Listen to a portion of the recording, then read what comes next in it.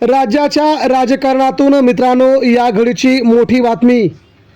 महाराष्ट्रामध्ये एकनाथ शिंदे यांची शिवसेना, ठाकरेंची शिवसेना आणि भारतीय जनता पार्टी यांच्यामध्ये चाललेल्या महत्त्वाच्या द्वंद्वामध्ये आता मात्र सगळ्यात मोठी अपडेट समोर येते आहे।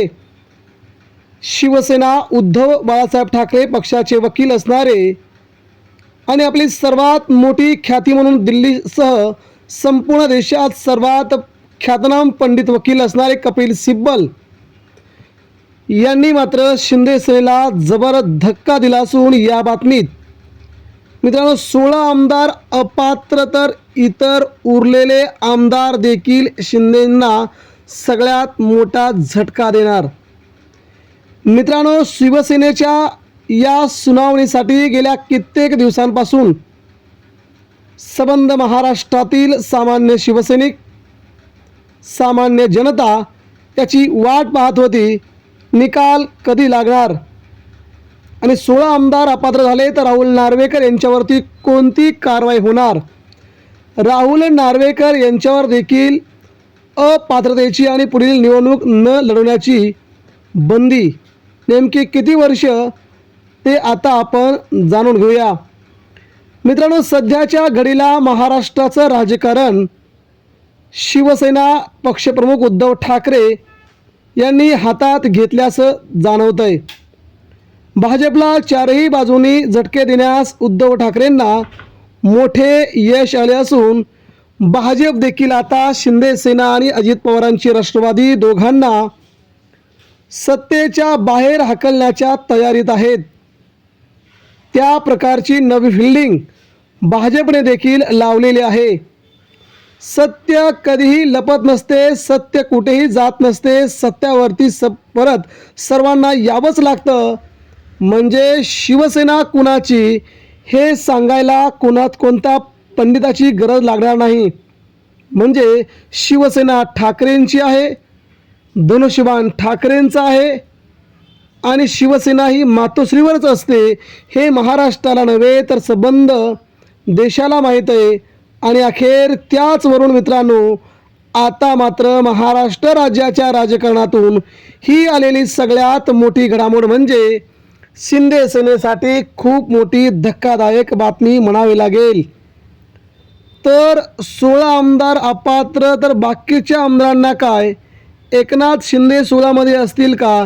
एकनाथ शिंदे 16 मध्ये आहेत का? इतर आमदारांचं काय होणार? पक्षचिन्हावरती बंदी येणार का? की पुन्हा शिवसेना उद्धव ठाकरेंच्या हातात जाणार? की धनुष्यबाण पुन्हा उद्धव ठाकरेंना भेटणार? या सगळ्या प्रयत्नांना आता यश येताना दिसतंय। मित्रांनो राहुल नार्वेकर यांनी जो निकाल द्यायचा होता तो त्यांनी देऊन टाकला दबावामध्ये।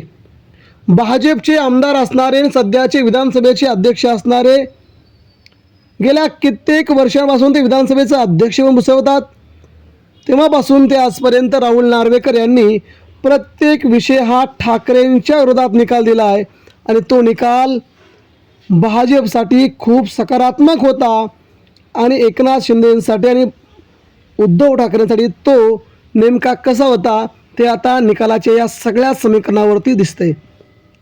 राहुल नार्वेकर यांनी आपली भूमिका स्पष्टपणे मांडत संविधानाला बाजूला सारत, कायद्याला बाजूला सारत त्यांनी शिंदेंच्या हाती शिवसेना दिली। ठाकरेंची शिवसेना, ठाकरेंचं धनुष्यबाण पक्षचिन्ह एकनाथ शिंदेंच्या हाती देऊन त्यांना काय मिळालं महाराष्ट्र आजही विचारतोय।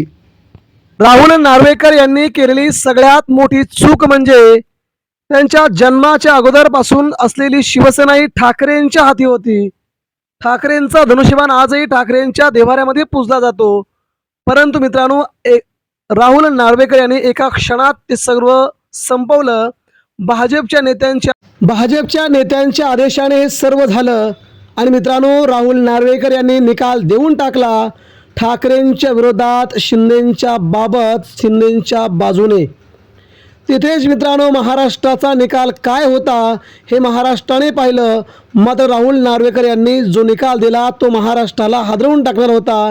त्यावर मात्र आता कपिल सिब्बल ठाकरेंचे वकील, सर्वात पंडित आणि सर्वात प्रख्यात वकील असणारे कपिल सिब्बल, आजपर्यंत एकही केस न हरलेले कपिल सिब्बल यांची नियुक्ती उद्धव ठाकरेंनी केली, तीही शिंदेंच्या विरोधात.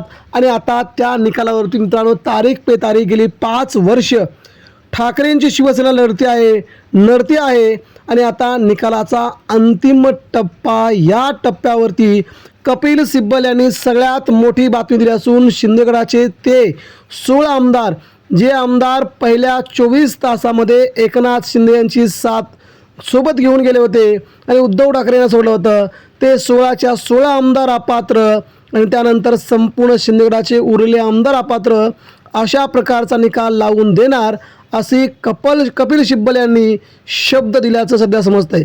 त्यामुळे शिंदे सेनेसाठी हा सगळ्यात मोठा तगडा झटका म्हणावा लागेल. महाराष्ट्राच्या राजकारणामध्ये ऐन सत्तेमध्ये हा उद्धव ठाकरेंसाठी दिलासा, तर शिंदे सेनेला हा पहिला मोठा तडाखा महाराष्ट्रात बसण्याची शक्यता आगामी काळात आहे. मित्रांनो, लवकरच निकाल लागेल, तोपर्यंत बघूया नेमकं काय होतंय. धन्यवाद. जय हिंद.